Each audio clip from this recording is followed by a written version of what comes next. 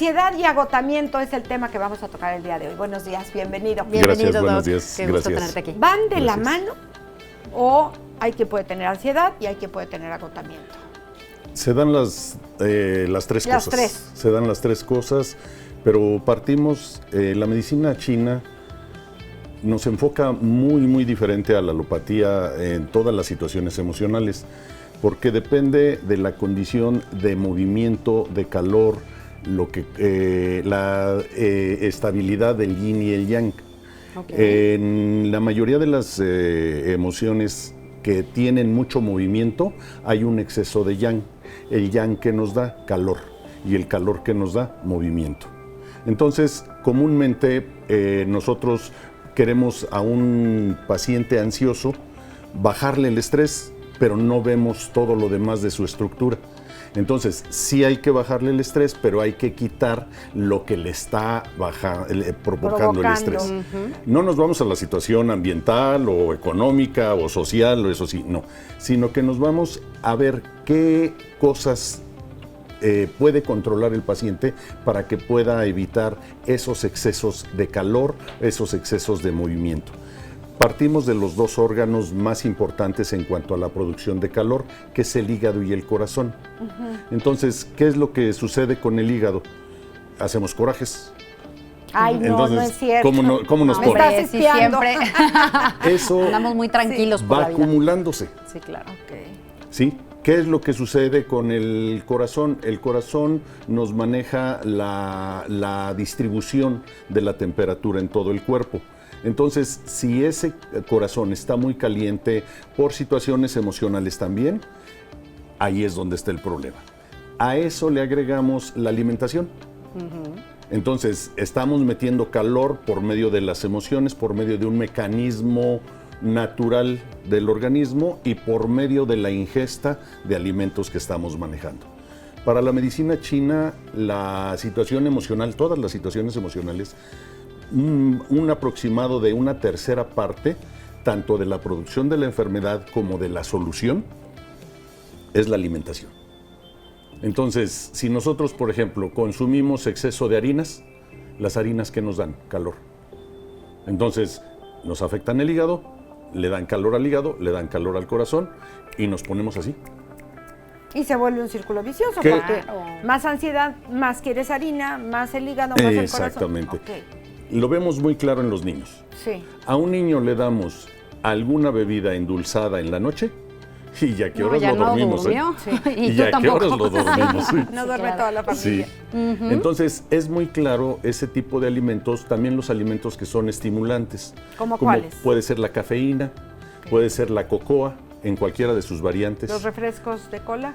Ahí vienen, sí, porque traen cafeína y traen azúcares en exceso. O sea, ahí estuvo peor. Es doble. Entonces, ¿Qué pasa con el cigarro? A lo mejor me estoy saliendo un poquito, pero tengo entendido que también afecta a ciertas zonas y podría entrar en esto o nada que ver. el cigarro más bien se maneja como una especie de recurso Ajá. de apoyo a la emoción. ¿Qué es lo que tiene una persona? Dice, ay, yo me fumo mi cigarrito y me relajo. tranquiliza. Es el apoyo emocional. Totalmente. Pero la En sí, la la nicotina nicotina no no. relaja. Ok. ¿Sí? O sea, más bien viene siendo como un recurso. De ahí se derivan también todo lo que son las adicciones. ¿Qué es lo que sucede? La persona dice, ay, en la noche me tomo un tequilita o me tomo un vino de mesa y me siento bien relajado. Hoy vengo más estresado, hoy me tomo dos. 3. Ah, 3. Está bien. Sí, claro. ¿Sí? Y así se van ¿Qué y hace? entonces empieza a ser la adicción. ¿Y el alcohol hace algo? ¿Realmente sí puede relajar? ¿Una copa de vino Tiene puede varias relajar? etapas de acuerdo al nivel de intoxicación el alcohol. Una sí es la relajada, que es cuando todos nos hacemos muy chistosos. Sí. Y estamos muy platicadores. Sí. Y después ya viene la etapa de sobreestimulación y es cuando aflora el malacopa. Te Ok. vuelves insoportable. O el que se queda dormido. Exactamente, ¿no? sí. Que ya no le dio para más. Sí, no, hasta ahí llegó. Hasta ahí llegó. ¿Qué hacer? ¿Qué dice la medicina? La medicina ¿Qué china hacemos? habla precisamente de estas condiciones. Cuando la persona, por sus situaciones de vivencia diaria, produce mucho calor, pues hay que hacer ejercicio. Ok. Y compensarlo no con alimentos fríos, porque si uno lo empieza con el hielo, con las cosas muy heladas, eso da rebote. Entonces... Te refresca de momento, pero al ratito ya valió gorro y vas para arriba. Y es doble. Ok. ¿Sí? En ese Entonces, ¿qué sentido, sería un té o algo? No, en ese sentido es ingesta de líquido abundante, de preferencia al tiempo. Agua Pero, a la temperatura. allí es donde está el inconveniente, que el agua simple no debe de ser. Ok. Porque el agua simple nos deshidrata, arrastra ¿Cómo crees, electrolitos, arrastra sales. Entonces aquí de lo que se trata es de hacer que el organismo metabolice diferente ese líquido y esto lo hace con plantas para los tés o con frutas para agua de frutas. O sea, es mucho más conveniente un té o un agua de frutas. Definitivamente o un jugo, nos hidrata inclusive. mejor. Pero sin azúcar. Sí, obviamente. Digo, dejarlo o claro a lo porque mejor luego con me poquita aviento mi azúcar. agüita. O con poquita azúcar, Ok. pero con poquita azúcar, pero que sea natural. Ya. Azúcar morena, mascabado, miel de abeja, piloncillo. Ok. ¿Sí? Pero los alimentos refinados con endulzantes refinados no son tan convenientes porque ya traen otro tipo de efectos secundarios en ese sentido. Ok. Ya llevamos varias recomendaciones. Disminuir harinas, Ujú, disminuir azúcares, agua que no sea simple ujú. Y la cafeína y la cafeína. y la Evitarla. cocoa. Ok. Evitarla. Personas que están siempre cansadas, ¿tendría algo que ver la tiroides? ¿O Sí, es otro tema? Sí, pero tienen otra sintomatología ya muy específica. Ok. O sea, es el cansancio, es el aumento de peso, es resequedad de la piel, alteración en el cabello, Todo eso habla de tiroides. su Tiroides, metabolismo, estreñimiento, en fin, muchas condiciones, pero ya es un cuadro ya muy específico. Que algún otro día hablaremos de problemas de tiroides. Exactamente. Ahorita, Pero, Doc, sí. perdón, estabas hablando de todo lo que viene internamente que genera este agotamiento, que genera esta ansiedad. ¿Qué pasa con los factores externos? Yo lo decía de broma para empezar, ¿no? Pues a lo mejor con este clima que está haciendo mucho calor te lleva al agotamiento. ¿Sí es cierto o también eso es tema psicológico que lo estamos relacionando? Hace calor, me De duermo. acuerdo a la medicina china, las temperaturas extremas el organismo está con la condición de poderse adaptar y tolerar. Ok. Siempre y cuando lo apoyemos. Por ejemplo, en la temporada de frío, generalmente, si nos fijamos, la misma naturaleza nos da alimentos también con mucho líquido, porque necesitamos hidratarnos. Ok. En la temporada de calor son mucho más abundantes, pero aquí de lo que se trata es de evitar los excesos. Por ejemplo, las personas que se toman 4 o 5 litros de líquido está mal, porque ya se están yendo a un extremo y entonces el organismo ya no alcanza a metabolizar correctamente todo. ¿Hay alguna fórmula para saber qué cantidad me correspondería tomar de líquido? En promedio, por adulto, más o menos debemos de, en total, entre alimentos y líquido extra, debemos de tomar alrededor de 3,5 litros al día. Pero ahí Ok. incluye la sopa o el Sí, consomé en o 3,5 lo que tomes, litros, el sí. café. No Ok. importa estatura, peso, nada. No, porque ya es el metabolismo. Estamos Ya. hablando de promedio Adultos. 15 años en adelante. Ok. Y que estos líquidos no sean agua simple. No, O sea, porque es allí que se es... puso de moda, doctor. Todo sí. el mundo, 2 litros de agua, ya ahí los veo con sus cilindros. Sí, pero No es ahí tan es donde bueno. también entramos a que el agua que viene potable, que es de garrafón, de botella y todo eso, la han tenido que hacer muy ácida porque ya los mantos acuíferos pues ya Ok, vienen si muy fuera contaminados. pura sería otra No cosa. son tan naturales, entonces, exactamente, las aguas, por eso ok. surgió el agua alcalina, para Ya. compensar. El agua común nos irrita y nos inflama el aparato digestivo. Y eso, pues obviamente nos altera la digestión, nos altera Sí, el sí. proceso de los alimentos, nos altera todo. Entonces, ahí es donde interviene que el líquido también le compensemos ese pH, pero también no permitamos que arrastre cosas que no debe de sacar del Que organismo. son los minerales Ok. principalmente. Minerales, electrolitos. Ok. Hagamos la prueba, una persona un día que tome pura agua simple y que vea cómo se siente. Y otro día que tome, ya sea entre agua de frutas o tés, la misma cantidad y va a notar una gran diferencia O sea, en ese agua de sentido. Jamaica, de tamarindo, un Indistinto, sobrecito sí. de té. ¿Qué pasa con esas botellas que ya vienen de... Preparadas. Ajá. No, pues es puro sintético, Exacto. trae endulzantes, eso nos afecta el hígado. Esas que te dan para arriba, dices tú, eran las... No necesariamente las energéticas, no, me refería ¿Energizantes? a las agüitas, digo, literal, que viene como agua Ya con mineral con sabor a de no sé mandarina. qué. Dices, ay, sí, ya tiene saborcito, pero pues es totalmente Tiene químico. mandarina. Sí. Exacto. Ajá. Claro. Exactamente. Entonces, ahí es donde a veces hay algunos productos que vienen preparados que sí son buenos para algún procedimiento o algún proceso, pero muy específico. Doctor, hay personas que viven muy ansiosas, que todo les provoca ansiedad. Y si pasa y si sucede, y hay otros que se les puede caer la casa encima y tranquilos. ¿Tiene que ver la personalidad? ¿O de Sí qué tiene se que ver trata? la personalidad, pero hay que diferenciar. Sí. ¿Qué es ansiedad y qué es angustia?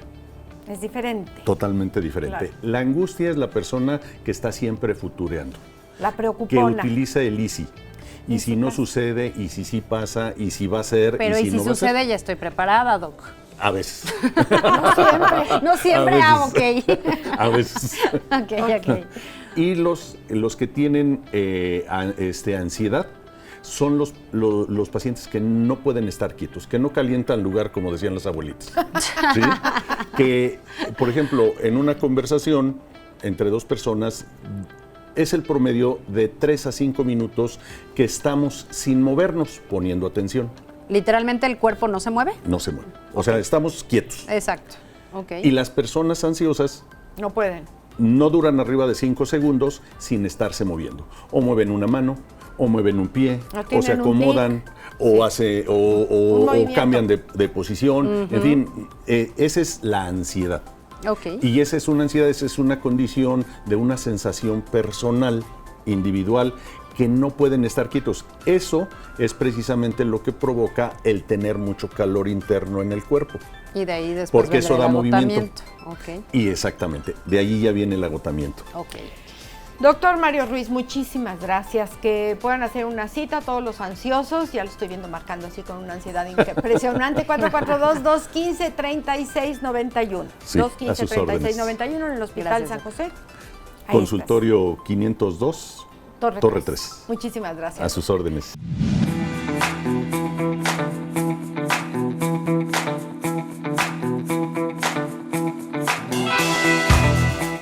Berta Estela Díaz está con nosotros esta mañana y bueno, pues vamos a platicar del Día del Maestro, ella como maestra en desarrollo humano. ¿Cómo estás? Sí, muchas Bienvenida. gracias. Bienvenida y felicidades. Gracias, muchas gracias, chicas.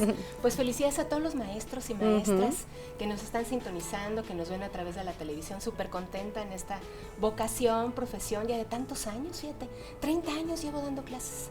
No me he 30. despegado, 30 años. Muchas Empecé felicidades. Súper jovencita.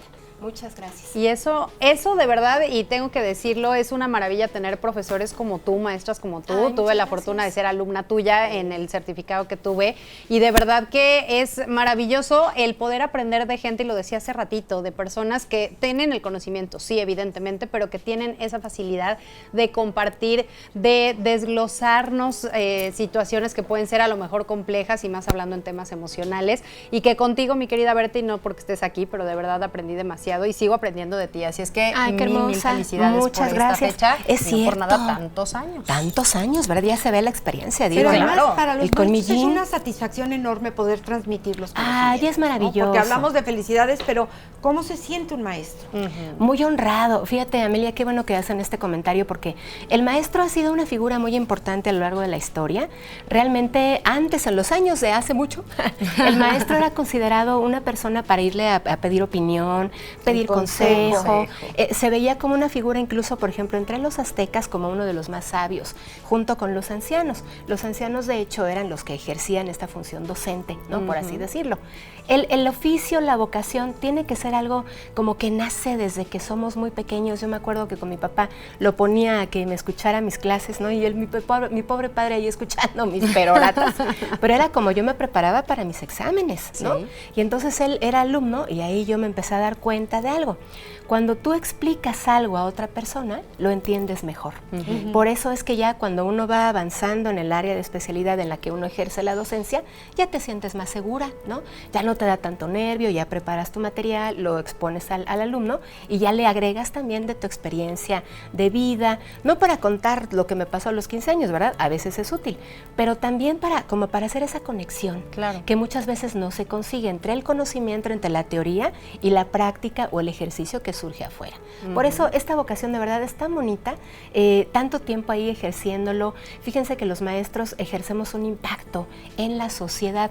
Por eso es que de verdad es un trabajo también muy delicado, ¿no? Nuestra forma de vivir, de conversar, mucha responsabilidad, sí, claro. Que de verdad prepares tu clase, que no llegues nada más a poner ahí un PowerPoint y leerlo, o bien pedirle a los alumnos que lean los textos y ya con eso lo expongan.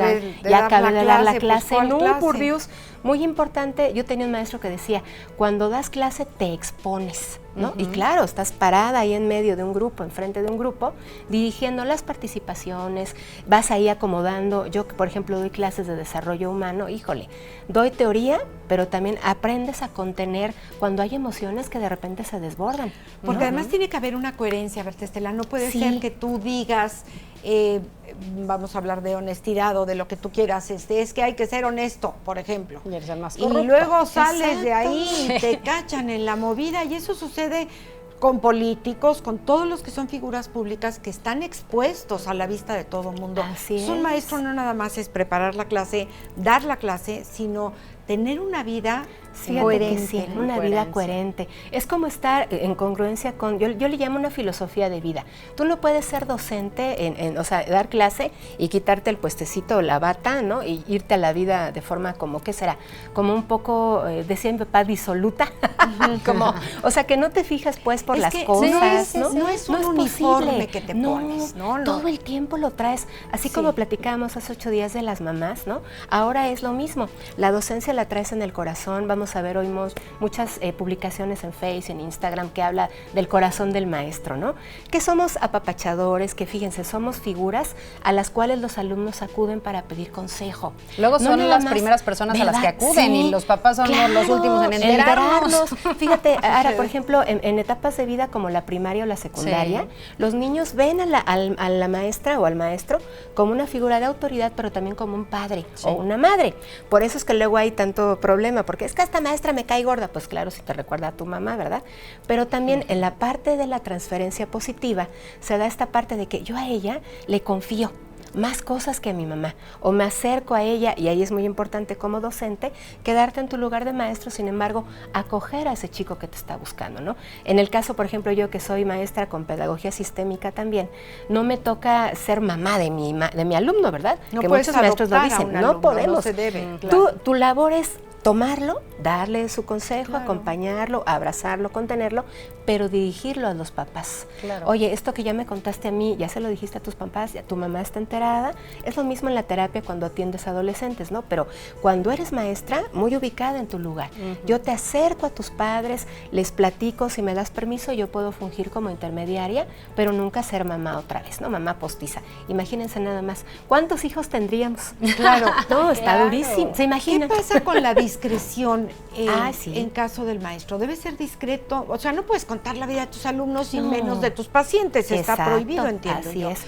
Pero un alumno que se acerca, un adolescente que te dice, me está pasando esto, y que no le tiene la confianza para platicarlo a los papás, ¿qué haces en una situación así? Fíjate, Amelia, qué gran pregunta. Hay un código, tanto código de confidencialidad como terapeuta, como docente, sobre todo cuando estás trabajando con las etapas tempranas, primaria, secundaria.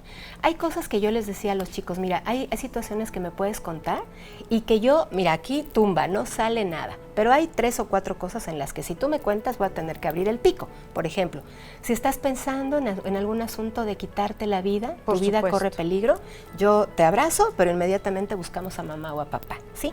Otra, asuntos de sexualidad temprana, cuando de repente los chiquillos de secundaria ya andan ahí inquietos, los orientas, los acompañas, pero cuando ya están pensando en dar el paso, mi vida, hay que ir con tu mamá o con tu papá. Y el otro es con tema de adicciones, cuando definitivamente el chico ya está, que ya te platicó que ya le gustó la marihuana, que ya fumó, que ya hizo algo. Tu obligación como docente es inmediatamente canalizarlo con un experto, porque a veces no sabemos, ¿no? Primero no sabemos cómo trabajar con alguien que está en su primer contacto con alguna sustancia, y también sí vale la pena comunicarlo a los papás. Porque, si no, imagínate las responsabilidades que vas tomando también. Pero además, el maestro, que los respetamos muchísimo y que saben muchísimo, no son todólogos, no son Exacto. expertos en adicciones, no No. son expertos en sexualidad, No. están pensando quitarse la vida, pues necesita un Imagínate. psiquiatra inmediatamente. Por supuesto. Y desde luego el apoyo y la acogida de los padres. Exacto. ¿Saben qué? Bueno, fíjate, ahí sí, ciertamente no somos todólogos, y esta parte de reconocer Sí. que yo necesito ayuda para poder apoyar a este muchacho que me Claro. está pidiendo a gritos un favor de por lo menos ser escuchado.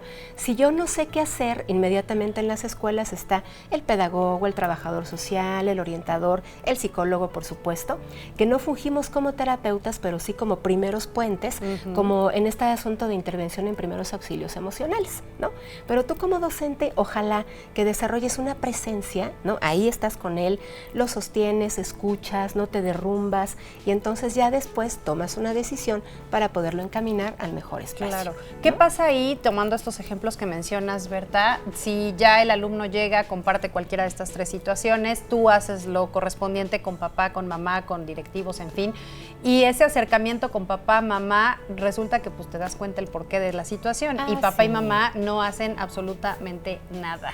¿Qué poder hacer en este caso para seguir apoyando al pequeño Claro, o al qué adolescente? rudo. Fíjate que sí pasa, ¿eh? Sí. O sea, es ahí cuando dices, ay, con razón, pues el señor Sí. no viene nunca a las juntas, no lo conozco, el niño viene solo en la mañana a veces sin desayunar, todo esto, El que niño son tampoco problemáticas, conoce al papá no porque lo luego no está. conoce, o viene solo, está y o le está vale con los gorro. abuelos y le vale gorro.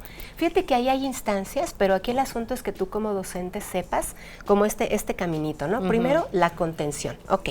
Después, informar al papá. No está el papá, ok, informa a la autoridad educativa, que es director, supervisor, etcétera, la situación que están viviendo. Se les busca el apoyo por parte de la escuela. Hay muchas formas.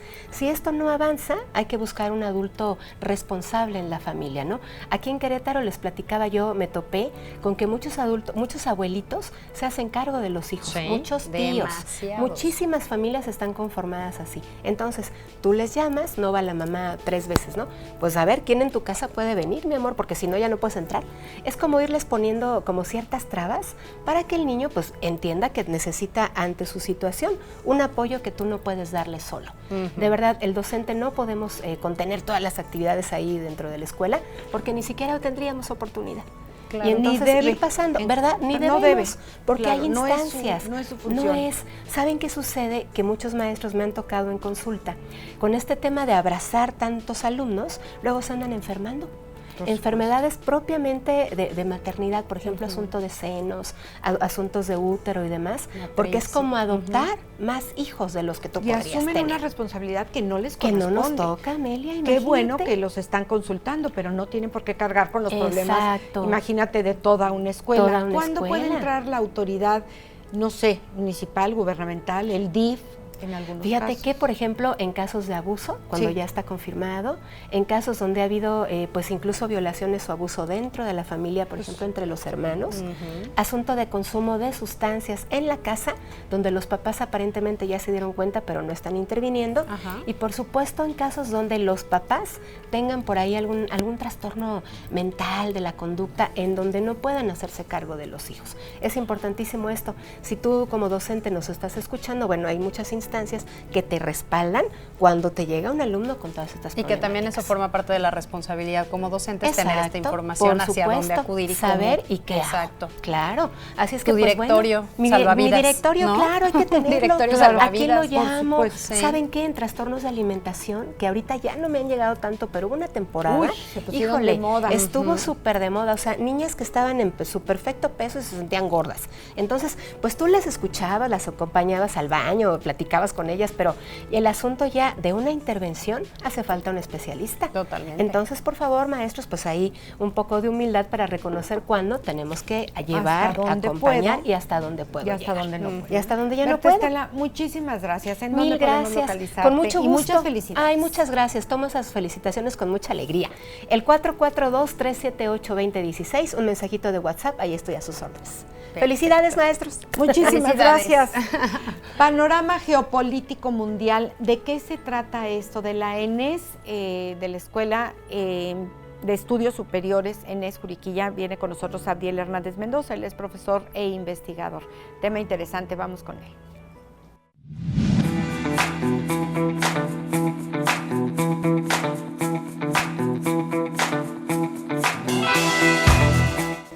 Abdiel Hernández Mendoza está con nosotros y le damos la bienvenida. ¿Cómo estás? Buenos días. Bienvenido, Abdiel. Muchas gracias. Gracias por estar aquí. Profesor e invitación. investigador de la Escuela Nacional de Estudios Superiores, la famosa ENES de Juriquilla.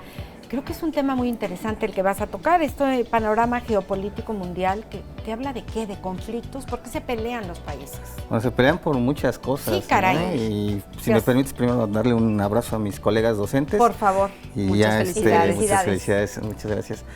Y después, bueno, el mundo es convulso, ¿no? Ahorita se dice que es un ambiente VUCA, que es volátil, incierto, complejo y ambiguo.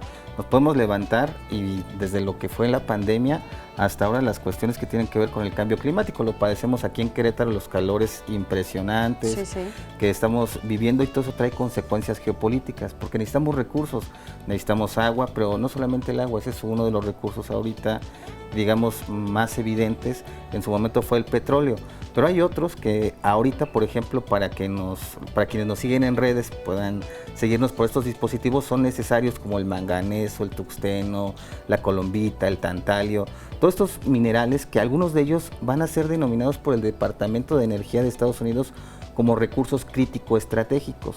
Son críticos porque hay pocos en el mundo, y son estratégicos porque están concentrados en diferentes países, y a veces esos países no son, pues, gobiernos amigos de quienes necesitan ese tipo de recursos precisamente para poder generar los dispositivos. Les voy a poner un caso.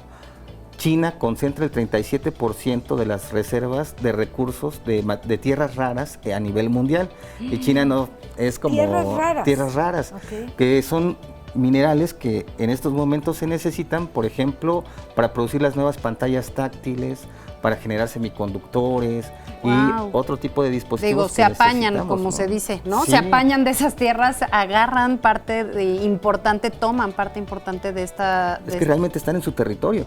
Entonces ellos las concentran de su territorio, pero ahorita cambian las cuestiones, y por eso el panorama geopolítico es bien interesante de analizarlo, porque China no es como durante la Guerra Fría los países como México, que tenían petróleo y lo vendían y lo comprábamos refinado. China tiene las tierras raras, pero sabe qué hacer con las tierras raras. Claro, no tiene necesidad de estar en esa situación, se lo quedan. Y aparte está generando distritos tecnológicos bien interesantes. Hay un distrito que se llama Distrito Huawei, que tiene, es una ciudad con 35,000 ingenieros, ¿no? Y eso es más que muchos municipios de los que tenemos aquí, por ejemplo, en la cuestión de México. Y esto pues nos llama, por ejemplo, al caso mexicano, en términos de saber qué vamos a hacer y empezar a generar respuestas desde educación STEM, por ejemplo, para poder impulsar, aprovechando el Día del Maestro, ¿no? Estas áreas de la ciencia, la tecnología, la ingeniería y las matemáticas, para impulsar un desarrollo propio y poder tener por lo menos competitividad, ¿no? Frente a lo que va a ser ya no tanto el panorama geopolítico, sino el comercio internacional con dispositivos que no están todavía a nuestro alcance. ¿Tendríamos la capacidad de tener esta forma de tener competitividad? Sí, afortunadamente hay instituciones como la UNAM, como la UAC, hay otros institutos. De hecho, aquí en Querétaro están haciendo muchos elementos en términos de lo que es la innovación y el desarrollo tecnológico, precisamente para ello.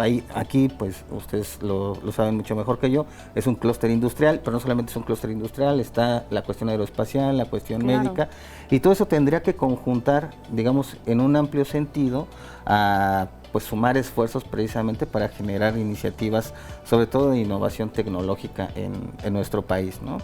Y más en un momento en el que, como lo decía Sammy al principio, pues hay muchos intereses en conflicto. Ahorita Donald Trump está en Medio Oriente, mientras Volodymyr Zelensky, ustedes recordarán mucho el conflicto entre Ucrania y Rusia, está esperando en Estambul a la delegación rusa para ver si hay un acuerdo de paz o no. Pero las declaraciones de Trump fueron, yo diría, lapidarias antes de todo este embrollo, ¿no? Dijo, si Vladimir Putin no se reúne conmigo, no va a haber solución al conflicto, ¿no? Lo que nos está diciendo precisamente cómo están los intereses en este sentido. Y lo que estaba en juego en Ucrania, de hecho es algo que se ofreció en un intercambio entre Ucrania y Estados Unidos, justo son las tierras raras de Ucrania, porque Ucrania es de los países dentro de Europa que tiene la mayor concentración de esto. ¿Por qué digo todo este panorama? porque al final de cuentas México tiene una concentración en términos energéticos muy grande, no solo es petróleo. Recordemos que aquí en el caso de Sonora tenemos una de las reservas más importantes a nivel mundial del mineral de litio, y que de alguna u otra manera para esto que se está viviendo a nivel mundial, que es la transición energética, pues resulta fundamental. ¿Por qué es fundamental? Porque la transición energética resuelve uno de los problemas históricos en términos geopolíticos, que son las revoluciones energéticas. Una revolución energética es la transición del uso intensivo de un recurso energético al uso intensivo del otro. Y ahorita a nivel mundial estamos tratando de depender menos del petróleo y utilizar más los recursos de energías renovables, la eólica, la mareomotriz, la solar, etcétera, pero resulta ser que necesitamos de nueva cuenta ese tipo de tecnologías para no caer en dependencias tecnológicas, digamos a nivel macro, pero lo estamos haciendo. Por ejemplo, en Guadalajara o en Veracruz, perdón, ya se ideó en México un auto que se llama Mantarraya, no sé si lo conozcan, que es el primer auto volador de México, ¿no? Entonces tenemos ya cierto tipo de innovación. Ahora sí que, como se dice por ahí, hay talento y en algunos lugares sí lo están apoyando. Y justo en ese sentido, bueno, tendríamos que empezar a desarrollar no solamente políticas, sino otro tipo de incentivos que hay talento, impulsen. pero ¿tenemos recursos suficientes? No me refiero al tema económico, sino recursos ahorita, como mencionabas, de las tierras raras. En este caso, bueno, México no estamos al nivel, seguramente, y por eso es mi pregunta, que un China o de alguna forma, cómo poder tener nosotros estos recursos internos para generar.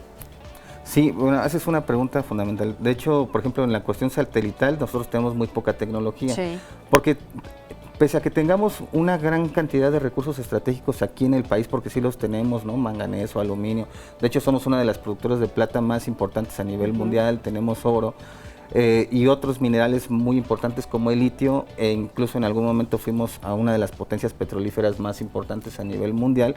Todavía no tenemos la capacidad de refinación y de procesamiento a nivel industrial como sí lo tienen esos países. Entonces, lejos de tener el mineral, lo que necesitamos precisamente son aquellos incentivos que nos permitan, ahora sí, hacer cuestiones tecnológicas con ello. Había un dicho petrolero en Francia bien interesante. Francia no tiene ni gota de petróleo, pero sabe qué hacer con el petróleo, ¿no?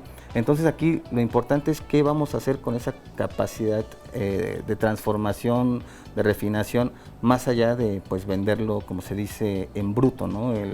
El producto, y generar pues un propio sistema nacional de innovación que permita tener pues nuestros propios autos autónomos en esta transición, por ejemplo, a los vehículos eléctricos, que tengamos más estaciones de servicio, por ejemplo, que nos puedan surtir al nuevo parque vehicular que, digamos, estamos transitando, pero no solamente eso, que podamos tener ingeniería satelital propia.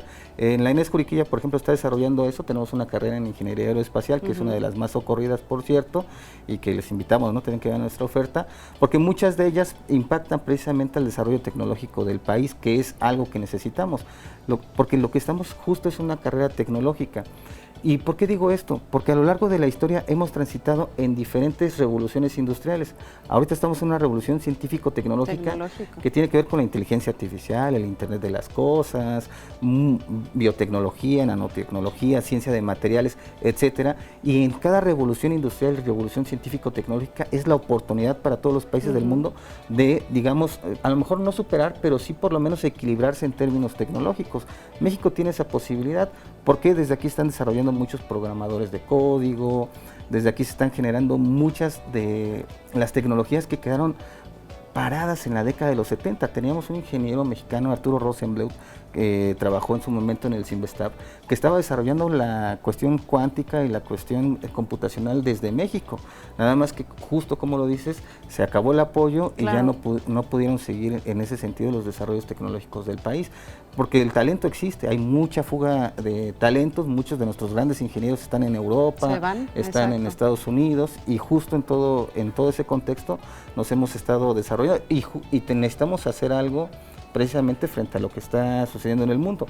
No vamos a participar en guerra porque México no es así. México es un país literalmente amigo de todas y todas las naciones existentes en el mundo, Y en ese sentido tendremos que desarrollar políticas de paz, de cooperación internacional, que tengan que ver precisamente con uno de los premios Nobel que tenemos en México, Alfonso García Robles, que fue el Premio Nobel de la Paz en el caso mexicano, cuando se desnuclearizó, ustedes lo recordarán, esta parte de América precisamente como una zona libre de armamento nuclear, que justo es lo que necesitamos, políticas de paz, ¿no? Estudiamos la guerra, pero no para replicar políticas de guerra, sino para saber cómo en el caso mexicano podemos contribuir a través del desarrollo tecnológico, de la cooperación internacional en políticas de paz, que ese es, digamos, el verdadero objetivo de todo esto. Claro. Tenemos grandes talentos, bueno, fuga de cerebros ya lo sabemos, sin embargo, ¿qué tanto somos dependientes o qué tanto podemos llegar a ser independientes y no requerir de todos estos recursos? Porque creo que México es un país rico en recursos naturales, tecnológicos y, por supuesto, de capital humano. Sí, somos parte de un sistema internacional, entonces justo lo que pasa en China va a replicar, y en este caso, en el caso mexicano es todavía más evidente que lo que pasa en China va a replicar en México, por ejemplo, con las políticas del nearshoring o todo este tipo de elementos, pero hasta el día de hoy, más del 70% de nuestra economía está supeditada a los intereses de Estados Unidos. Es que eso es terrible, ¿no? Sí, por eso cuando Trump tenemos dice, tanto y seguimos... Sí, vamos a elevar los aranceles, no, pues nos va mal y literalmente acabamos haciendo lo que dice quien está gobernando ahorita Estados Unidos. Y ese es un problema justo en términos de lo que es la dependencia. ¿Qué necesitamos? Sí necesitamos, ya no necesitamos más tratados internacionales porque tenemos muchos. Necesitamos que funcionen. Es que muchos, exactamente, muchos que no se llevan a la práctica. Sí, no en papelito se oye muy bien, pero ahora que funciona. Tenemos uno con Europa, por ejemplo, ¿no? Y es muy complicado de repente la relación con Europa por muchas situaciones, pero ahorita todavía se convierte más porque el mercado mexicano se acaba de amarrar más con el estadounidense, justo en medio de todo lo que es esta nueva forma, le decimos jacksoniana, recordando un poquito al séptimo presidente de Estados Unidos, Andrew Jackson, de gobernar de Donald Trump, ¿no? Que es vis a vis, que ya no es global, ¿no? Ahora ya es con México directamente, cuáles son los puntos de dolor de México, y frente a los puntos de dolor de México, yo como Donald Trump, ahí voy. Y lo mismo hace con Sudáfrica. Pero le pone limón a la herida. Sí, no vuelve su especialidad, ¿no? y abre más heridas, exactamente. Y ve un dolor y va a otro, ¿no? Ahorita sigue el agua, los migrantes. Le encanta el pleito, ¿no? Le encanta. Adiel Hernández, podríamos quedarnos horas enteras platicando, me quedan muchísimas dudas. Quiero que alguien me explique qué pasa con el agua, por qué le seguimos debiendo agua a Estados Unidos, pero que quede el compromiso para que en otra ocasión nos acompañe. Por favor. Te agradecemos mucho. ¿Algún contacto, correo, página? Me pueden seguir por ex en @Abdieler de Hernández. Ahí estamos con ustedes. Muchísimas gracias. Hasta luego. Estamos de vuelta. Está con nosotros Jorge Vázquez Martínez. De verdad es un gusto enorme que nos venga a aclarar tantísimas dudas que tenemos en torno a pues los cargos por los cuales se va a votar, qué cargo se va a votar el próximo 1 de julio. Jorge es vocal de capacitación electoral y educación cívica del Instituto Nacional Electoral, el famosísimo INE. Bienvenido. Gracias por acompañarnos. Muchísimas gracias y gracias por la invitación, por la apertura de este espacio para poder aclarar algunas dudas de la teleaudiencia. Jorge, pero además nos urge saber por qué hay un gran desconocimiento, ¿cierto? Sí, por supuesto. El 1 de julio, el próximo primero, es junio. Perdón, el próximo 1 de junio, que estamos ya a 15 días a la vuelta de la esquina, por primera vez se va a votar. ¿Para qué se va a votar? Sí, el próximo domingo 1 de junio, nuestra entidad se llevará a cabo la elección del Poder Judicial de la Federación por primera ocasión en la historia de nuestro país. Sí. Todos los electores que acudan podrán votar por 6 cargos en lo general. Voy a irlos desglosando uno por uno, desde el de mayor jerarquía hasta el más sencillo, por denominarlo así. Los primeros candidaturas que serán electas serán aquellos que ocuparán la Suprema Corte de Justicia de la Nación. Los ministros, ministras del órgano máximo de impartición de justicia de este país, que es el órgano garante de la observación de la Constitución. Entonces, de ahí la trascendencia o importancia, porque no hay nada en nuestro país en la impartición de justicia sobre la Suprema Corte de Justicia. Arriba de la Suprema Corte de no hay Justicia, no nada somos en nuestro ministros, país. los meros en cuanto a Es la justicia. última instancia y son quienes garantizan la aplicación de la Constitución. Okay. Elegiremos 9 personas que ocuparán estos cargos. Siempre hay una regla importante. Cuando es impar el número, siempre es a preferencia de las mujeres. O sea, los cargos se ocupan primero una mujer, luego un hombre, una mujer y posteriormente un hombre. Por tanto, si es 9, al final quedará otra mujer más. Serán 5 mujeres y 4 hombres. El segundo de los cargos, por debajo de ellos, hay un nuevo órgano que no existía en la historia de nuestro país, que se le llama Tribunal de Disciplina Judicial. Este tribunal... Perdón, ¿quién lo inventó? ¿De dónde salió? Este tribunal nace a partir de la reforma que el Ejecutivo Federal envía el día 15 de septiembre del año pasado, de 2024, y que fue aprobada por el Congreso de la Unión y publicada el día 16 de septiembre del año pasado, que viene en cierto sentido a sustituir al Consejo de la Judicatura, porque sus funciones primordiales es conocer y evaluar y sancionar, si fuese el caso, a los juzgadores de cualquiera de los niveles. ¿Cómo se llama otra vez el cargo? Es el Tribunal de Justicia Federal. Ok. Pero ¿se va a votar por? Se va a votar por magistrados, en este caso 5 de ellos. Okay. Este Tribunal de Disciplina Judicial estará constituido por 3 mujeres y por 2 hombres. Votaremos por ellos, esa será la segunda boleta que nos den y elegiremos 5 personas de ellas, 3 mujeres, 2 hombres, que conformarán este Tribunal de Disciplina Judicial, cuyo objetivo ya lo acabo de comentar. Okay. La tercera de las boletas que nos darán es para elegir a las autoridades máximas a nivel nacional que tienen que resolver todos los problemas electorales y se les denomina Sala Superior del Tribunal Electoral del Poder Judicial de la Federación. Que también es importantísimo. Es la máxima autoridad en temas electorales. Y de ellos únicamente se elegirán 2 personas. Al ser 2 personas será una mujer y un hombre. O sea, hasta ahorita llevamos más mujeres. Ahorita y al final vamos a llevar más mujeres. Hasta este momento he mencionado 3 elecciones, las vuelvo a repetir: Suprema Corte de Justicia de la Nación, Tribunal de Disciplina Judicial y la Sala Superior del Tribunal Electoral del Poder Judicial de la Federación. Estas 3 son a nivel nacional. Cualquier mexicano que se encuentre en cualquier parte del país y acude el 1 de junio a votar, le darán necesariamente estas 3 boletas, necesariamente. Nos faltan otras 3. Nos faltan otras 3 que tienen un carácter más regional. Sí. No nacional. ¿Y estatal o es por región en algunos casos? Son en 2 ámbitos. La 4ª boleta se le llama por circunscripción, que es más allá de lo estatal. Esa 4ª boleta, con ella elegiremos a 3 magistrados, si son 3, 2 mujeres, 1 hombre, para ocupar la sala regional del Tribunal Electoral. Nosotros pertenecemos a la 5ª sala, que tiene su cabecera en el Estado de México, en Toluca. Y elegiremos a los magistrados y magistradas que ocuparán esta sala regional, que resuelve todas las controversias locales, municipales, estatales en materia electoral. Y tendremos la oportunidad de elegir a 3 de estas personas que ocuparán estas magistraturas. Esa es nuestra 4ª boleta.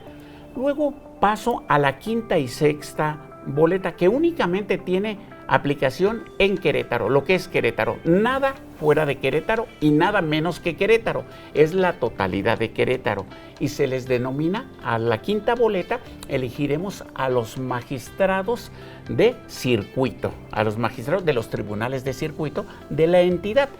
Estos tienen una competencia en lo que es Querétaro, no más allá ni menos de. Cada estado tendrá la suya.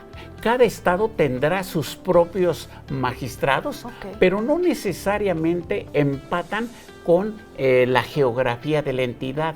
porque en el ámbito judicial algunos se le denominan distritos judiciales, van más allá de una entidad, o sea, abarcan más de una entidad, y en otros que son muy poblados, son varios distritos judiciales que están en una sola entidad, como es el caso de la Ciudad de México. Pero en Querétaro hay una particularidad que es geográfica, empata el estado con el distrito judicial número 22, y ahí elegiremos a 8 magistradas y magistrados de tribunales de circuito. ¿Serán queretanos? Serán queretanos necesariamente o residentes en Querétaro.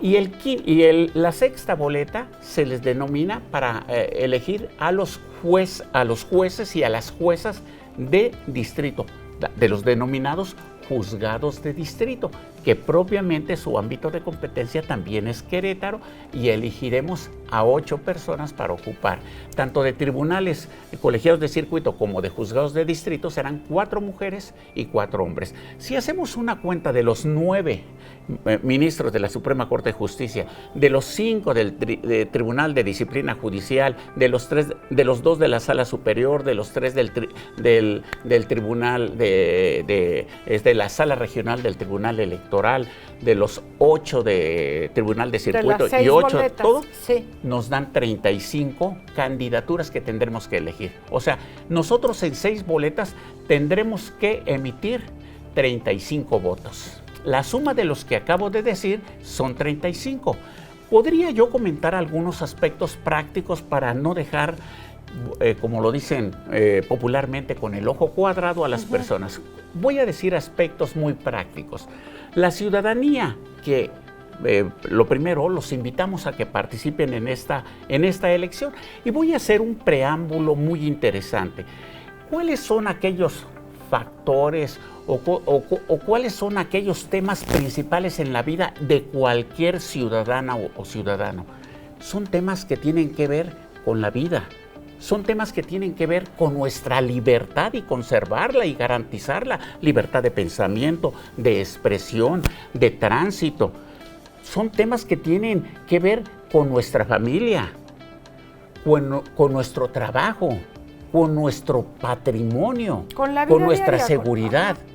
Todos esos temas, cuando hay una litis o conflicto o pleito, los termina dirimiendo un juzgador. Y son los juzgadores que vamos a elegir. Entonces, ¿en mano de quién vamos a poner esos posibles conflictos? Yo puedo decir en este momento, no tengo ningún problema, no tengo ningún... Me da lo mismo. Pero no estamos exentos de que alguien nos lleve de forma... Puede decir, saliendo de aquí, pegamos, chocamos, atropellamos o nos atropellan y ya estamos en una litis. Ahora, una de las preguntas que más nos hacemos es, ¿quién es quién? No conocemos a los que están peleando por estos puestos. Muy bien.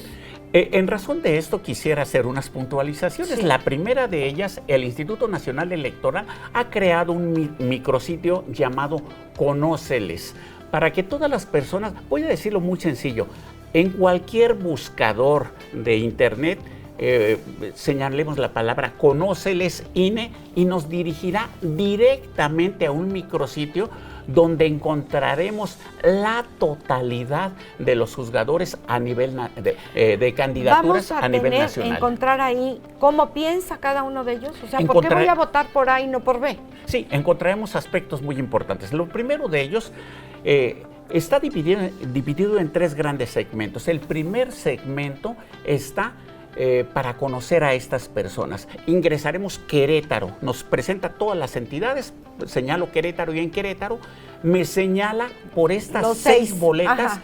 Quiénes son las y los candidatos. Entonces, simplemente entro, los conozco, encuentro su perfil, qué han hecho, qué piensan, en qué se han desempeñado. Otro segundo momento es las boletas. Puedo practicar ahí, en las boletas. ¿Qué experiencia tienen los candidatos?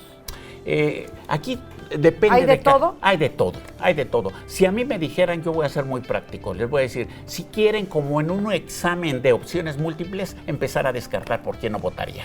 Nada más, así de sencillo. Sí, porque no queremos llegar y Ave María, dame puntería, porque No. entonces ¿a qué vamos? Por eso los estamos invitando a que entren a este sitio Claro. donde puedan conocer y vayámonos por exclusión, como en los exámenes de preguntas múltiples. Por Esta no no. es, esta no, esta no, y punto. De los que me queden, de eso sí entro a conocer. Aunque no los conozca. Y bueno, pues tendré que conocer, ahí tendremos algunas referencias de estas personas.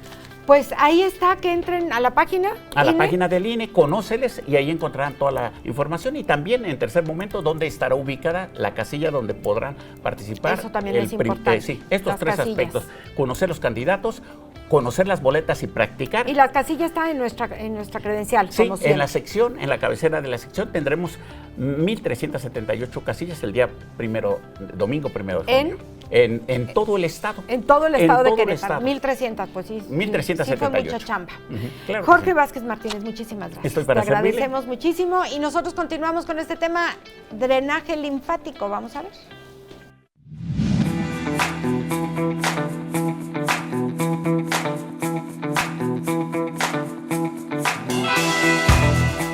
Es momento de hablar del drenaje linfático y Evelyn Galindo está aquí con nosotros. Mi querida Eve, gracias por estar aquí como nutrióloga y también parte importante de lo que realizas para el moldeo del cuerpo. Bueno, Bienvenida, días, ¿cómo estás? Buen día. Ay, pues encantada otra vez de estar aquí contigo. Qué linda, igualmente de tenerte aquí con nosotros y cuéntame por favor de inicio qué es esto del drenaje linfático. Mira, el drenaje linfático es un masaje terapéutico muy suavecito que nos ayuda a la circulación de la linfa.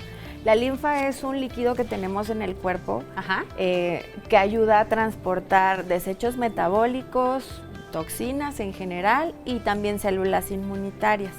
Ok. Esto mencionas es masaje. ¿Cualquier persona podríamos llegar a ocupar o a solicitar un drenaje linfático? Mira, aunque es un tratamiento o una terapia muy noble, también tiene sus contraindicaciones. Sí, claro.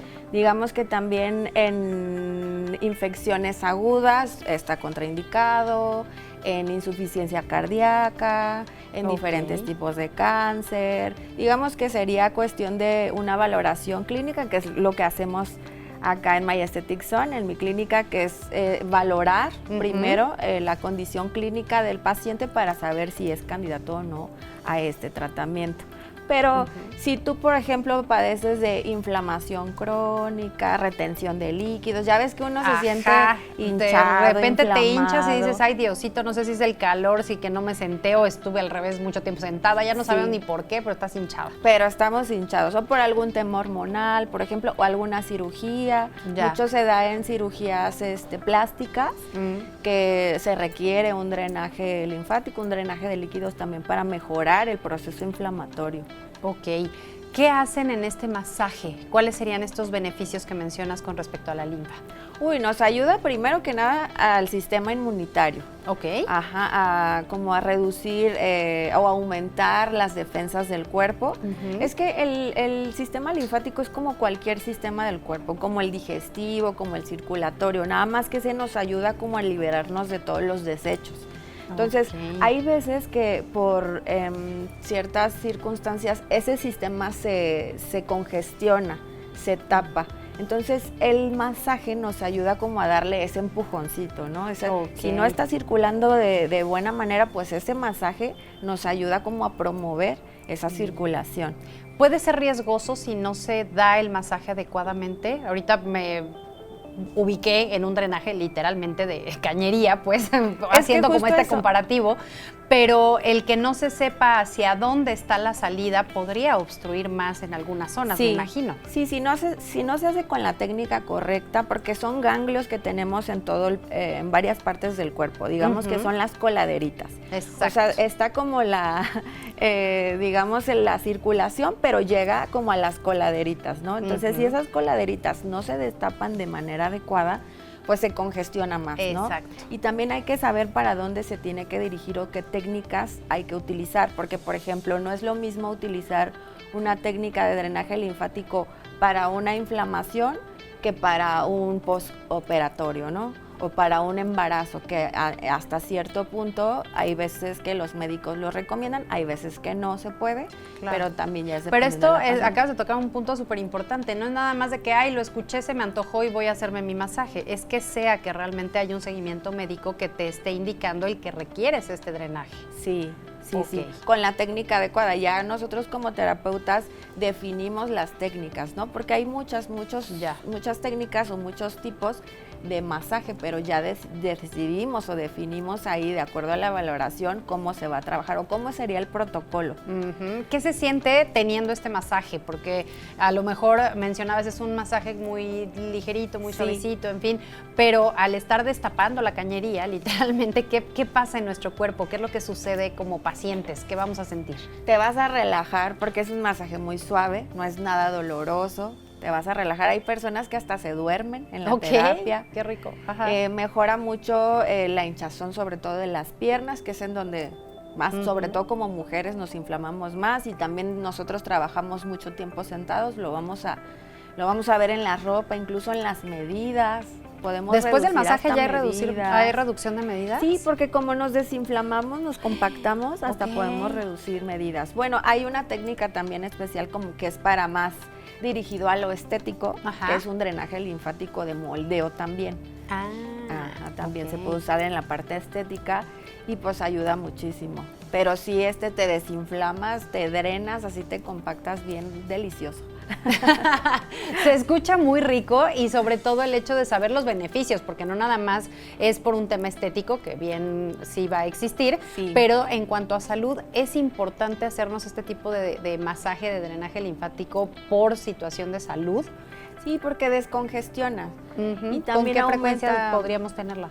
Puedes hacerte a lo mejor uno cada semana, uno cada 15 días, ¿A dependiendo poco tan tu rápido nivel se de nos inflamación. atoran las cañerías Es que internas? sí, hay veces que hay pacientes que sí presentan mucha inflamación o tienen muy activo el proceso inflamatorio. Ok. Sí. ¿Esto tiene que ver con el metabolismo o no tiene nada que ver? Sí tiene que ver porque digamos que en ese líquido, que Ajá. se llama linfa, van desechos metabólicos. O sea, Ok. todo lo que salió de nuestro metabolismo de los demás órganos se va ahí. O sea que podríamos beneficiar que nuestra cañería esté libre dependiendo de lo que estemos ingiriendo en cuanto a Sí. alimentación. Sí, también ese se puede congestionar por muchos factores, por alimentación, porque no realizamos actividad física, que estemos Ujú. sentados mucho tiempo. También eso se puede congestionar. Exacto. Y ahí, por ejemplo, Eve, ¿qué nos recomendarías si nunca nos hemos hecho un masaje como este? ¿Qué habría que tener como de preparativos? ¿Nosotros nos tendríamos que preparar de alguna manera o simplemente es llegar y ya? Llegas, sí se hace una valoración ¿Sí? para saber qué tipo o hacia dónde va a ir dirigido ese drenaje, Ujú. ¿no? O para qué objetivo va a tener ese drenaje. Sí. Y ya, relajarte, nada más hará. Es lo que tendrías que hacer. ¿Hombres y mujeres por igual, o las mujeres somos más propensas a tener este tipo de estancamiento en nuestros... Hay veces que por el tema hormonal las Ok. mujeres somos más propensas a la inflamación o a la retención de líquidos, pero Ujú. también los hombres, no se salvan. Les ayudaría a los hombres también, También, tener sí, este sí, tipo les de drenaje ayudaría. linfático. Sí. Después de este masaje, he escuchado que llega a ser más recurrente el que vayas a hacer pipí o vayas al baño. Es justo por esto mismo. Ahí Sí. es en donde ya sale todo lo que destapaste. Sí, sí, Ok. es que se activa toda la circulación y pues hay veces que hasta media terapia, incluso ni siquiera terminando, en media terapia ya las pacientes están, ay, déjame ir al baño, claro que sí, porque se Ok. activa toda la circulación, se despierta. O sea, literalmente es inmediato, puede ser inmediato. Sí. Ok, ahora, ¿con qué podemos complementar? Ya nos destapaste el caño, ya nos dejaste el tuberías. drenaje, exacto, ya el drenaje ya nos lo dejaste limpio. ¿Qué sigue después de un masaje? Mira, nosotros combinamos ahí en la clínica el drenaje linfático manual y lo combinamos con la manta térmica. Ok, ¿y Eso qué es como para potencializar el resultado. Cuando uno suda, pues sacas también un poco de toxinas, electrolitos, demás. No grasa, por supuesto que no es grasa, porque a veces tenemos esa idea, ¿verdad? Exacto, hay que quemar la grasa y entonces me pongo a hacer cardio tremendo para sudar y según nosotros ya se fue la grasa. Y ya se fue la grasa y mientras más sudo, más grasa se va y no es cierto. Eso es un mito totalmente. Eso es un mito, Okay. son líquidos, son electrolitos y son toxinas también. Okay. Entonces nosotros potencializamos esa limpieza de toxinas con la manta térmica, que es como si te metieras a un sleeping, caliente como un sauna. Ese sí lo he tomado contigo y es una qué tal? maravilla, me encanta. ¿Y qué tal? Buenísimo, porque sí, efectivamente terminas como sopa, totalmente sudando. Sí. Y eso, aparte de que se siente relajante y todo a gusto, me imagino que biológicamente sirve de algo al cuerpo. Terminando, imagínate el drenaje donde ya te removieron todo, te destaparon ganglios y todo, imagínate después en la terapia caliente, ¿no? Pues todavía más, ¿no? Salen más toxinas. Todavía las que quedaron ahí, pues salen. Me encanta y además con ese seguimiento nutricional que también nos puedes apoyar. Yo ya voy a agendar cita terminando esta entrevista. Sí o sí tengo que regresar contigo, mi querida Eve. Mientras tanto, nosotros aquí en Confianza nos vamos a ir a un corte y regresamos. No se despeguen.